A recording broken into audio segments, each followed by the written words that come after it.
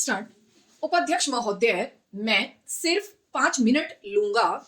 मुझे यह अर्ज करना है कि जो बिल आज आपके सामने है, इसके जरिए किराएदारों को सिवाय बाहर निकालने के कुछ मदद नहीं मिल सकती। हमारा पहला जो एक्ट था उसमें आपने देखा होगा, यह साफ लिखा गया था कि मकान मालिक किराएदारों से ज्यादा किराया न वसूल कर सके। किराएदारों को उसमें संरक्षण दिया गया था, लेकिन नए बिल के द्वारा इनको कोई संरक्षण प्रदान नहीं किया गया है, बल्कि मकान मालिकों को ज्यादा किराया वसूल करने के लिए प्रोत्साहन दिया गया है। इसमें व्यापारिक मकानों को खाली कराने के लिए ज्यादा तरफदारी दिखाई गई है।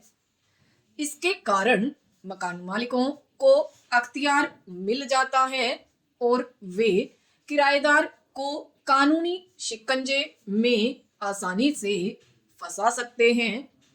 कई कारोबार मौसमी होते हैं, कोई 6 महीने का ही होता है और केवल 3 महीने का ही होता है, जैसे कोल्ड स्टोरेज का कारोबार है या आइसक्रीम का कारोबार है या सोडा वाटर का कारोबार है। और उस कारोबार पर निर्भर रहने वाले लोग अपनी 3 या 6 महीने की आमदनी से ही साल भर अपना काम चलाते हैं और रोटी खाते हैं।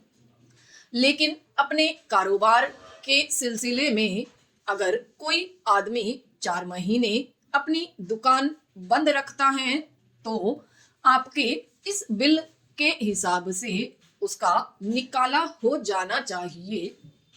तो ऐसे लोग अपने कारोबार से चले जाएंगे। इसलिए किराएदारों में रिहायशी और गैर रिहायशी करके तकसीम हो सकता है, लेकिन वास्तव में उसका विभाजन नहीं हो सकता और न ही उन लोगों का कारोबार बदल सकता है।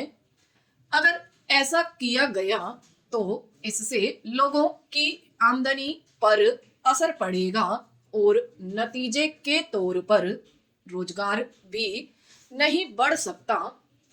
आपने इसमें यह भी कहा है कि अगर किसी मकसद के लिए मकान किराए पर लिया गया है और किराएदार उस मकसद को बदलता है तो उसका घर निकाला होना चाहिए।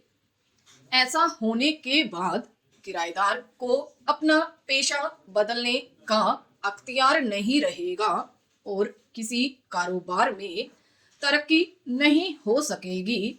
और इसके साथ ही साथ किराएदार को व्यक्तिगत रूप से भी मकान मालिक को काफी दखल मिल जाएगा। इसके अलावा आज लगभग 35,000 मुकदमे मकान मालिकों और किराएदारों के बीच चल रहे हैं। आपके इस बिल के पास होने से एक तूफान सा आ जाएगा और इतने ज्यादा मुकदमे कोर्ट्स में पहुंच जाएंगे कि गवर्नमेंट उनको संभाल नहीं सकेगी। इस बिल में इतनी कमियां हैं कि गवर्नमेंट उनको संभाल नहीं सकती। पहले से ही इतने अधिकार मकान मालिकों को दिए गए हैं कि जब चाहे वे मकान खाली करवा सकते हैं। यह बहुत कोई बड़ी अक्लमंदी की बात नहीं होगी कि हम किसी मकान को किराएदार से इसलिए खाली करवाएं कि मकान मालिक का हक ज्यादा है और जिस किराएदार ने उस मकान में जन्म लिया, बड़ा हो गया है, बूढ़ा हो गया है, उसका कोई लिहाज न हो। मकान चाहे रिहायशी हो अथवा व्यापारिक, अधिकतर इसलिए खाली करवाया जाता है कि किराएदार उसका किराया कम दे रहा है और मकान मालिक पुराने किराएदार को उठाकर नए किराएदार को अधिक किराए पर मकान देना चाहता है।